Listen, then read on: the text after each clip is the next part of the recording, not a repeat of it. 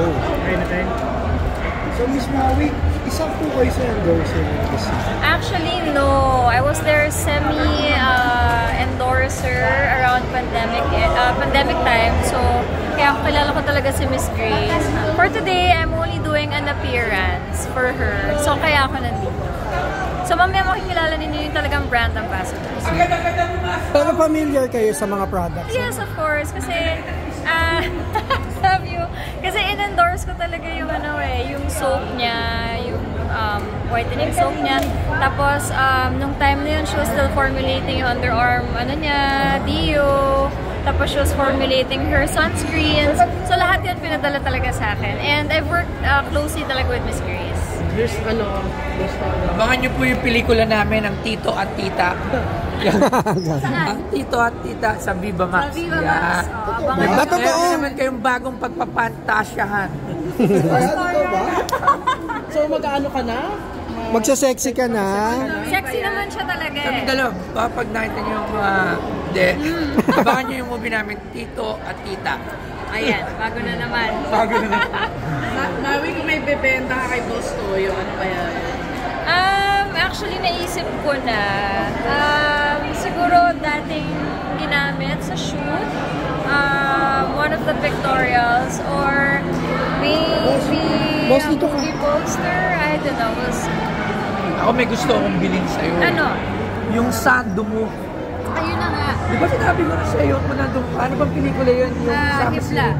Kasama si Nika para na yun. Nahanap ko na yun. Yung sando niyang puti. Maganda yun Di nyo alam yun. Siyempre ako, super idol ko. Si Mang Maui. Ano pa karamdam na kasama mo na siya ngayon? Yung naging kaibigan ko na si Mamawi, way back pa ng pandemic. Siyempre, isa siya sa mga una ko na kasama niya. Talagang nasa mainstream artista siya, isa sa mga una ko na kilala. Sobrang down to earth. Ang dami namin pinagsamahan. Super, grabe. Sobrang videos, benta ng t-shirt. Yes, so di pa ako sikat nun pero napabait na niya sa akin. Pero may next project kayo? Madami. Abangan niyo yung Ito nag-usap na kami kanina. So, we'll announce mo ng social media. Medyo nagpahinga nga si Miss Maui sa social media. Pero Boss Toyo, ano pa karamdam na bahagi ka ng 8th anniversary ng SCD? Siyempre masaya tayo na sumusuporta kay Ma'am dito sa SCD kasi talaga madami rin niya nabibigyan ng mga trabaho tsaka ng pagkakakitaan. Grabe, laki nga ng kininis mo. Nakatulong talaga yung SCD sa'yo.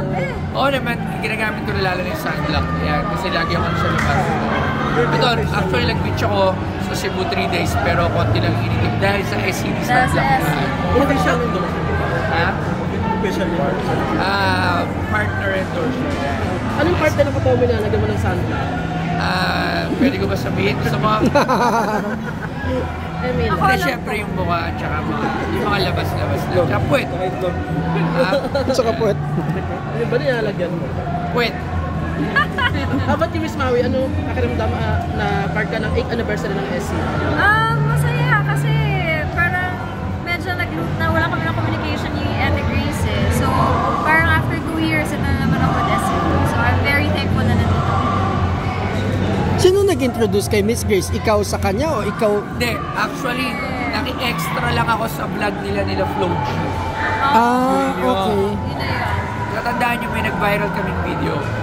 Yan. Bakit kaya? So, kasi ito dati na to kasi dati, alam nyo na medyo naughty pa, ngayon nagbago na tayo. Pero, ang tanong mo kasi ng kay Miss Maui, naalala mo ba? Yes, oo, naalala ko yun. Gusto nyo ba yung tanong ko ulit? Sige.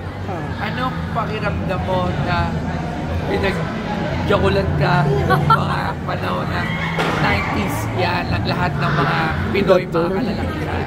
Yun yung tanong niya sa Yun akin. yung tanong ko sa kanya. Tapos, Sinagot naman niya na. Sinagot ko. Sabi ko, di masaya. Game na game. Masaya. Yun ang start yung friendship namin ni Miss Maui. Tapos nung release niya, sabi ko, uy, sabi ko Nag-viral yun eh, nag-viral. viral yun, super. Yun. So, syempre ngayon, hindi na tayo naughty.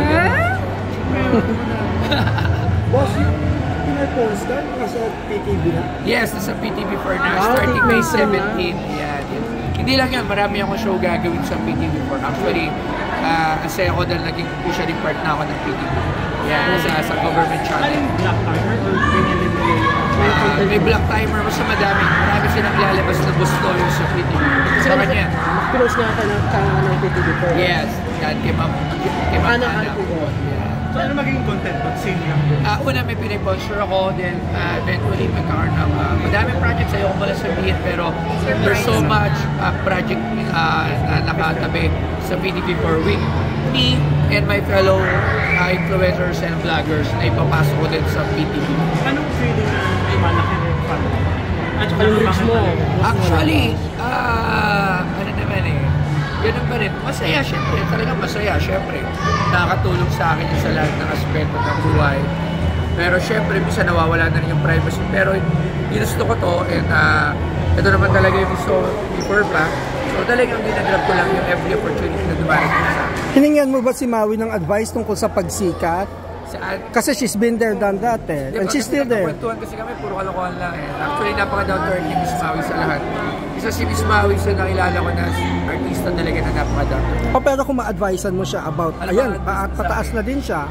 Well, sa akin, tama yung ginagawa niya. Strike while the iron is hot. Pero as usual, yung mga advice ko talaga sa mga starting, you know, Hindi, pinayuhan mo ko dati. Sabi ko, huwag ka masyadong huwag ka masyadong matigas. Ay, wala.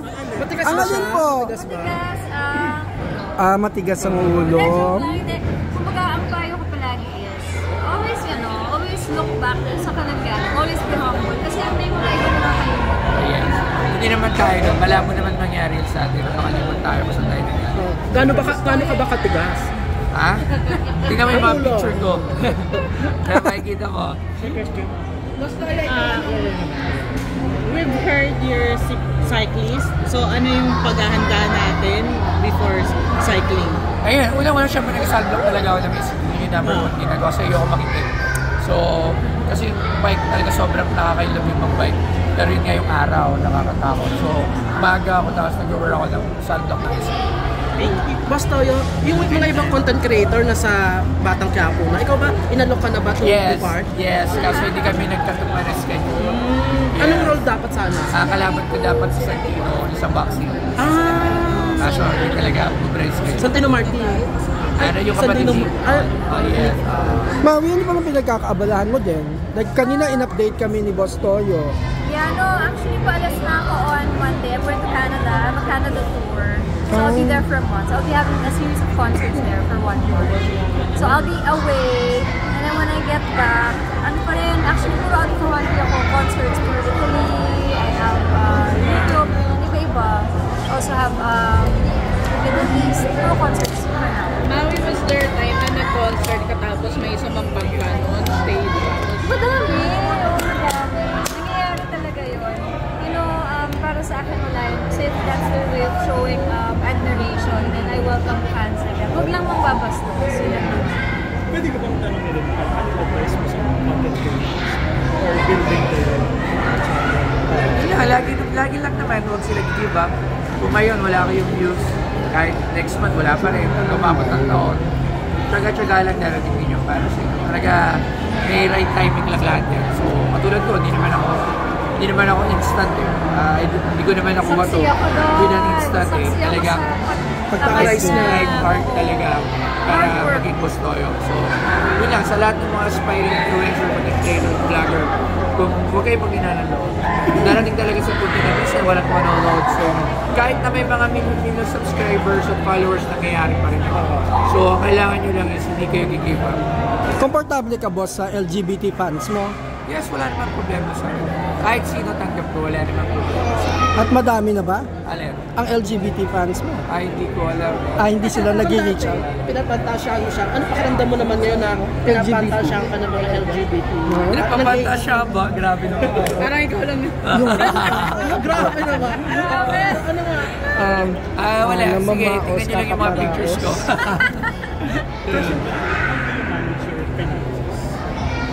Si Labs yung naghahawak ng finances namin actually. So ako, tagay-hindi lang ako nagiging. is your finance? Ano tawag dito?